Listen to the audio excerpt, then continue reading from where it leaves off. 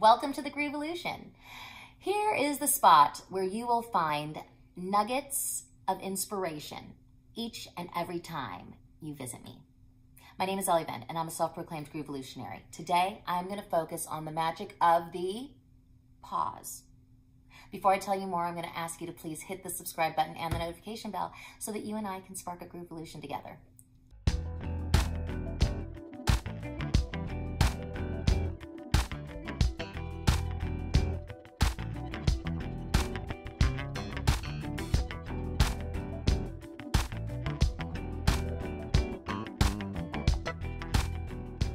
Have you ever noticed that it is the pauses in life that actually create the most magic and anticipation? I have. Whether it's the moment before you're about to kiss someone, or the moment that you smell the apple pie and you know that it's coming to you, or the anticipation of a vacation or wearing a certain dress. Those moments are filled with magic and all the imagination that gets stirred because of those pauses.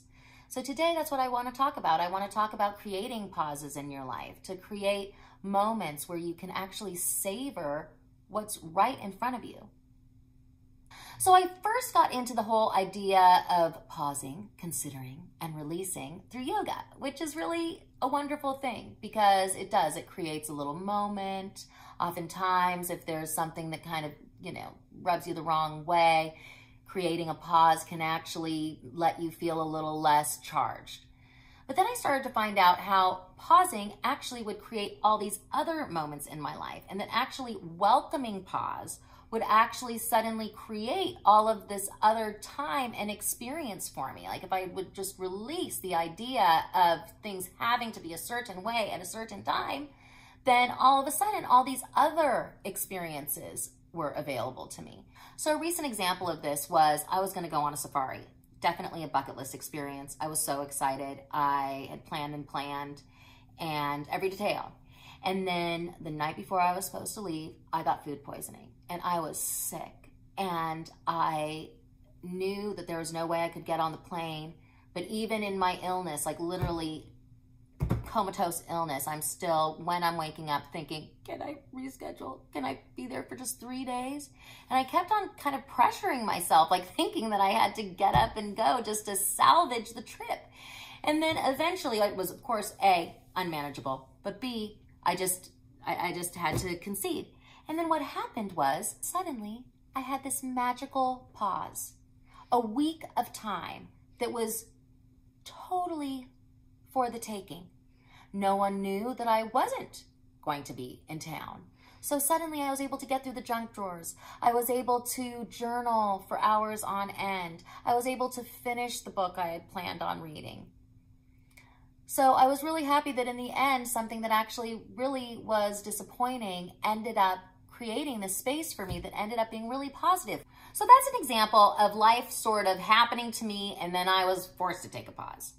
But how about if we switch it around? There are other examples where perhaps somebody is getting under your skin and you can go one direction or another. An example that happened to me recently, believe it or not, was I was at a coffee shop and I asked for coffee with almond milk and the lady actually kind of guffawed and went, nobody asks for that.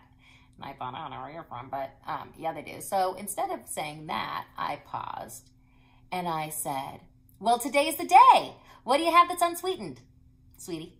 The best thing about the pause is that it allows you to hone in on what is important to you without being apologetic. There's no reason to apologize for our behavior in a knee-jerk situation because it's just not working out in a particular way.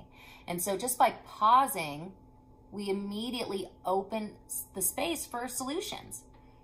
That's an example now of me using the pause to de-escalate in the moment.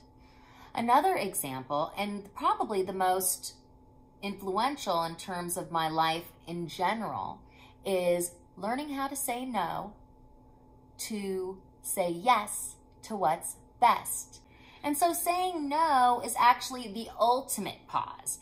It is actually giving yourself as much space as you need to do whatever it is you want to do. And that is the practice. That's what I really try to do as often as possible. I actually challenge myself to say no more often than I say yes.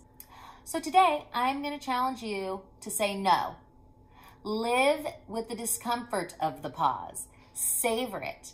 Decide that it actually is going to open you up to something bigger and brighter and to what's yes for you.